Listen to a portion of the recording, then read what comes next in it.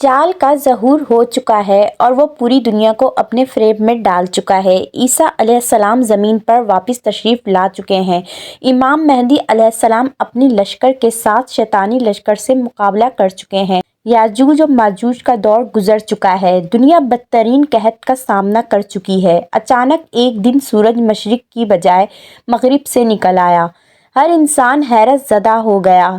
لیکن کچھ دیر بعد تمام لوگ اپنے اپنے کاموں میں مشغول ہو چکے ہیں، یہ جانے بغیر کہ ان کی تباہی بہت قریب آ چکی ہے۔ اس لمحے ایک ہیبت ناک فرشتہ جس کے ہاتھوں میں ایک بڑا سنگ ہے، وہ اسے اپنے منہ کے قریب کرتا ہے۔ فرشتے کے چہرے پر انتہائی خوف و جلال ہے۔ وہ فرشتہ ایک لمبی سانس لیتا ہے اور سور پھونکتا ہے۔ سور پھونکنے کی آواز سے کائنات کی ہر مخلوق کانپ گئی ہے اور اب قیامت کا آغاز ہو چکا ہے۔ اسلام میں فرشتے ارکان ایمان میں شامل ہیں، یعنی ان پر ایمان لائے بغیر مسلمان ہونا ممکن نہیں۔ دوسرے مذاہب میں بھی فرشتوں کا تصور پایا جاتا ہے۔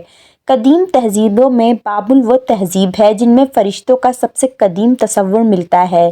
بابلی لوگ فرشتوں کو سوکالی کہا کرتے تھے، جنہیں وہ آسمان کی روحیں اور خدا کے قاصد مانتے تھے۔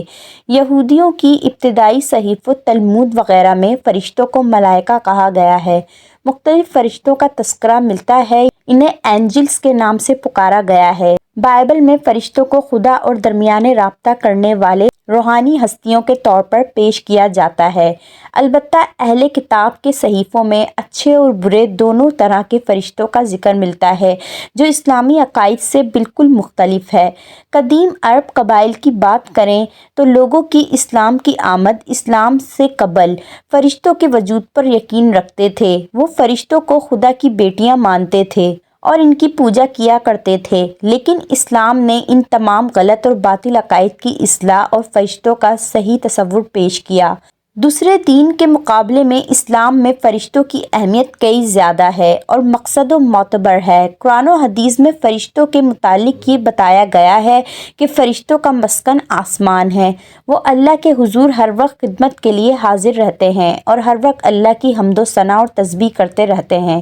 فرشتے نہ اللہ کی نافرمانی کرتے ہیں اور نہ ہی ان سے کوئی لغزش یا گناہ سرزد ہو سکتا ہے۔ اللہ کی مخلوق میں فرشتوں سے زیادہ کوئی مخلوق نہیں۔ ساتوں آسمان فرشتوں سے بھرے ہوئے ہیں۔ ان میں سے کوئی بھی باحرکت یا کوئی قیام میں ہے، کوئی رکوع میں ہے، کوئی سجدے میں ہے۔ وہ پل بھر کے لیے بھی اللہ کی نافرمانی نہیں کرتے۔ مختلف فرشتے مختلف کاموں پر متعین ہیں۔ کئی نامہ اعمال لکھتے ہیں، کوئی جنت و جہنم کا محافظ ہے، کوئی موسم و آب و ہوا کی ذمہ داری اٹھائے ہوئے ہے، کوئی روح قبض کرنے کے کام پر مامور ہے، کوئی آسمانی دنیا میں اعلان اور رزق و برکت تقسیم کرنے پر مامور ہے، تو کوئی اس دنیا میں خدا کا پیغام پیغمبروں تک پہنچاتا ہے۔ انہی فرشتوں میں اللہ کا ایک مقرب فرشتہ حضرت اسرافیل علیہ السلام ہے۔ آپ کو اسرافیل اس لیے کہتے ہیں کیونکہ اسراف کے معنی کثرت اور زیادتی کے ہیں، اور یہ لفظ اسرافیل ان کے لیے اس لیے استعمال ہوا ہے کیونکہ فرشتوں میں سب سے زیادہ پر اسرافیل علیہ السلام کے ہیں۔ اسرافیل علیہ السلام وہ فرشتے ہیں جو اللہ کے سب سے قریب ہیں۔ حضرت اسرافیل علیہ السلام اور اللہ تبارک و تعالیٰ کے درمیان نور کے صرف 7 پردے موجود ہیں۔ اللہ تعالیٰ نے جب آدم علیہ السلام کی تخلیق کی تو فرشتوں کو آدم علیہ السلام کے سامنے سجدہ کرنے کا حکم دیا، تو فرشتوں میں سب سے پہلے اسرافیل علیہ السلام نے سجدہ کیا تھا، جس کے انعام میں اللہ نے پورے قرآن مجید کو ان کے ماتھے پر لکھ دیا۔ اسرافیل علیہ السلام کی تخلیق کے متعلق روایتوں میں آتا ہے کہ انسان اور جنوں کی پیدائش سے ہزاروں سال قبل اللہ تعالیٰ نے شیشے کی طرح ایک صاف و شفاف اور سفید موتی کو پیدا کیا اور اس موتی سے سور کو بنایا۔ پھر اللہ نے فرمایا کن، یعنی ہو جا، تو اسرافیل علیہ السلام وجود میں آ گئے۔ تب اللہ تعالیٰ نے آپ کو حکم دیا کہ وہ سور اٹھا لیں اور آپ نے اسے اٹھا لیا۔ سور میں ہر پیدا شدہ روح اور ہر سانس لینے والے نفس کی تعداد کے برابر سوراخ تھا۔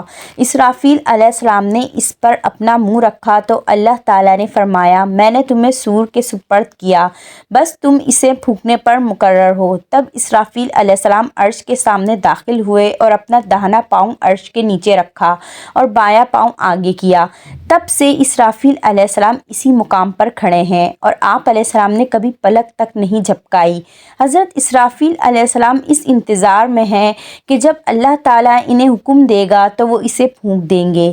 اسرافیل علیہ السلام کے قد و قامت اور ظاہری جسامت کے متعلق بیان کیا جاتا ہے کہ ان کا ایک پر مشرق میں ہے اور دوسرا مغرب میں اور تیسرا ساتویں آسمان میں، اور ایک پر سے انہوں نے اپنے جسم کو لپیٹ رکھا ہے۔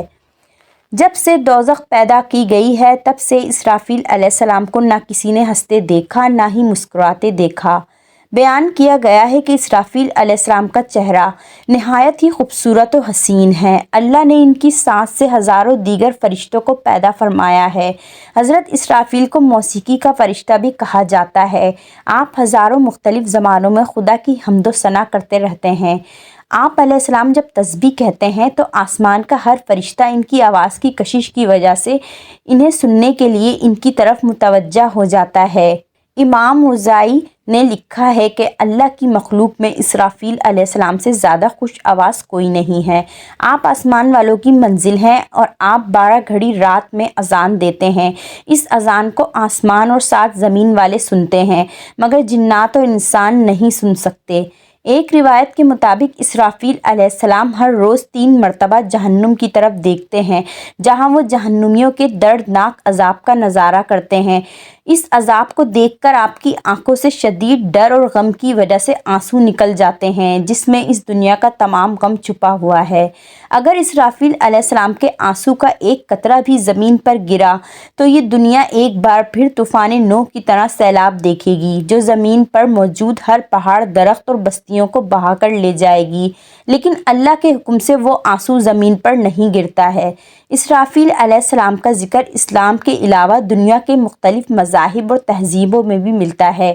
قدیم مصر میں ڈوما نامی فرشتے کی کہانی مشہور تھی اور مصریوں کا کہنا تھا کہ ڈوما اہل بہشت کو موسیقی سناتا ہے جس کی آواز نہایت ہی میٹھی ہے۔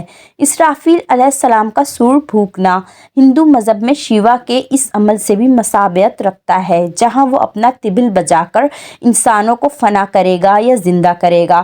عیسائیت اور یہودیت میں اسرافیل علیہ السلام کو رافائیل کہا گیا ہے جن کا ذکر یوحنا کے انجیل میں ارک انجیل کی فہرست میں ہوا ہے۔ رافائیل خدا کے 7 مقرب فرشتوں میں ایک ہے جو خدا کی تخت کی حفاظت کرتا ہے۔ طوفان نوح کے بعد نوح علیہ السلام کو رافائیل نے ہی ایک صحیفہ دیا تھا جسے اسلام میں صوف الاولیٰ کہا گیا ہے۔ احادیث اور روایتوں میں قرب قیامت میں سور پھونکنے کا منظر کچھ یوں بیان ہوا ہے کہ جب اللہ تعالیٰ حکم فرمائے گا تو اسرافیل علیہ السلام سور پھونکیں گے جس کی آواز اس قدر خوفناک ہوگی کہ ہر زندہ چیز کانپ اٹھے گی، یہاں تک کہ اس آواز کو سن کر شیطان اور اس کے چیلے بھی بھاگ کھڑے ہوں گے اور پناہ لینے کی کوشش کریں گے۔ آسمان پھٹ جائے گا، پہاڑ ریزہ ریزہ ہو جائے گا، ستارے اور سیارے گرنے لگیں گے، ہر طرف اندھیرا چھا جائے گا اور کائنات کی ہر شے فنا ہو جائے گی، یہاں تک کہ خود اسرافیل علیہ السلام اور تمام فرشتے بھی فنا ہو جائیں گے اور صرف اللہ کی ذات باقی رہے گی۔ پھر جب اللہ تبارک و تعالیٰ چاہے گا اسرافیل علیہ السلام کو زندہ فرما دے گا، پھر آپ دوبارہ سور پھونکیں گے اور پھر تمام مخلوق دوبارہ سے اپنے قبروں سے اٹھ جائیں گے۔